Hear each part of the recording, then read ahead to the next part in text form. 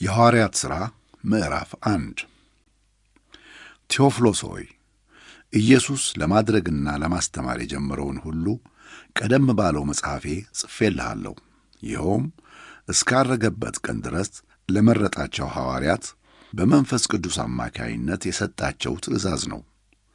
ከሕማማቱም በኋላ ራሱ ቀርቦ ሕያው መሆኑን ለእነዚሁ በብዙ ማስረጃ እያረጋገጠላቸው 40 ቀንም አልፎ አልፎ እየታያቸው ስለ እግዚአብሔር መንግሥት ነገራቸው። ከእነርሱም ጋር በማዕድ ተቀምጦ ሳለ እንዲህ ሲል አዘዛቸው። ከኢየሩሳሌም አትውጡ፣ ነገር ግን እኔ ስናገር የሰማችሁትን አብ የሰጠውን ተስፋ ጠብቁ። ዮሐንስ በውኃ አጥምቆ ነበርና እናንተ ግን ከጥቂት ቀን በኋላ በመንፈስ ቅዱስ ትጠመቃላችሁ። እነርሱም ተሰብስበው ሳለ ጌታ ሆይ የእስራኤልን መንግሥት መልሰህ የምታቋቁምበት ጊዜው አሁን ነውን? ብለው ጠየቁት። እርሱም እንዲህ አላቸው፣ አብ በገዛ ሥልጣኑ የወሰነውን ጊዜ ወይም ወቅት ማወቁ ለእናንተ አልተሰጣችሁም። ነገር ግን መንፈስ ቅዱስ በእናንተ ላይ በሚወርድበት ጊዜ ኃይልን ትቀበላላችሁ። በኢየሩሳሌም በይሁዳና በሰማርያ ሁሉ እስከ ምድር ዳርቻ ድረስ ምስክሮቼ ትሆናላችሁ።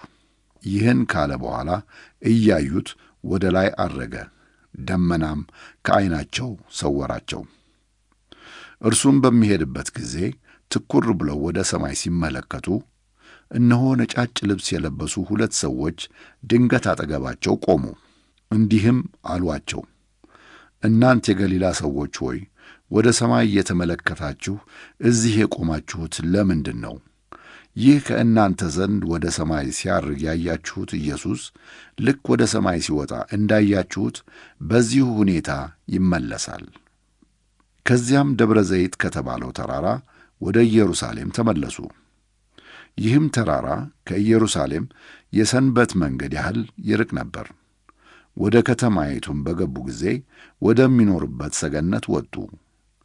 እነዚህም ጴጥሮስ፣ ዮሐንስ፣ ያዕቆብ፣ እንድርያስ፣ ፊልጶስ፣ ቶማስ፣ በርቶሎሜዎስ፣ ማቴዎስ፣ የእልፍዮስ ልጅ ያዕቆብ፣ ቀናኢ የተባለው ስምዖንና የያዕቆብ ልጅ ይሁዳ ነበሩ። እነዚህ ሁሉ ከሴቶቹና ከኢየሱስ እናት ከማርያም ጋር እንዲሁም ከወንድሞቹ ጋር በአንድ ልብ ሆነው ያለማቋረጥ ተግተው ይጸልዩ ነበር።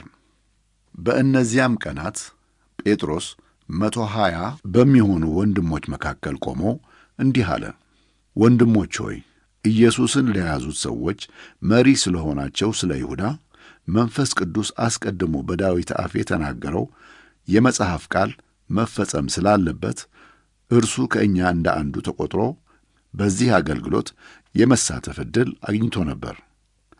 ይህ ሰው ስለ ክፉ ሥራው በተከፈለው ዋጋ መሬት ገዛ። በዚያም በግንባሩ ተደፍቶ ሰውነቱ እመካከሉ ላይ ፈነዳ፣ ሆድ ዕቃው ተዘረገፈ። ይህም በኢየሩሳሌም በሚኖሩት ሁሉ ዘንድ ተሰማ። መሬቱም በቋንቋቸው አኬልዳማ ተብሎ ተጠራ። ትርጓሜውም የደም መሬት ማለት ነው። ጴጥሮስም በመቀጠል እንዲህ አለ፣ በመዝሙር መጽሐፍ መኖሪያው ባዶ ትሁን፣ የሚኖርበትም ሰው አይገኝ፣ ደግሞም ሹመቱን ሌላ ሰው ይውሰደው ተብሎ ተጽፏል። ስለዚህ ጌታ ኢየሱስ በመካከላችን በገባበትና በወጣበት ጊዜ ሁሉ ከእኛ ጋር ከነበሩት መካከል አንድ ሰው መምረጥ ያስፈልጋል። ይኸውም ከዮሐንስ ጥምቀት ጀምሮ ኢየሱስ ከእኛ ተለይቶ እስካረገበት ቀን ድረስ የነበረ ሰው መሆን አለበት። ምክንያቱም ከእነዚህ ሰዎች አንዱ ከእኛ ጋር የትንሣኤው ምስክር እንዲሆን ያስፈልጋል። ስለዚህ ዮስጢዮስ የሚሉት በርስያን የተባለውን ዮሴፍንና ማትያስን 2ቱን አቀረቡ። እንዲህም ብለው ጸለዩ፣ ጌታ ሆይ አንተ የሰውን ሁሉ ልብ ታውቃለህ። ከእነዚህ ከ2ቱ መካከል የመረጥከውን ሰው አመልክተንና ይሁዳ ወደ ገዛ ራሱ ስፍራ ትቶት በሄደው በዚህ አገልግሎትና በሐዋርያዊነት ቦታ ላይ ሹመው። ከዚያም ዕጣ ጣሉላቸው። ዕጣውም ለማትያስ ወጣ። እርሱም ከ11 ሐዋርያት ጋር ተቈጠረ።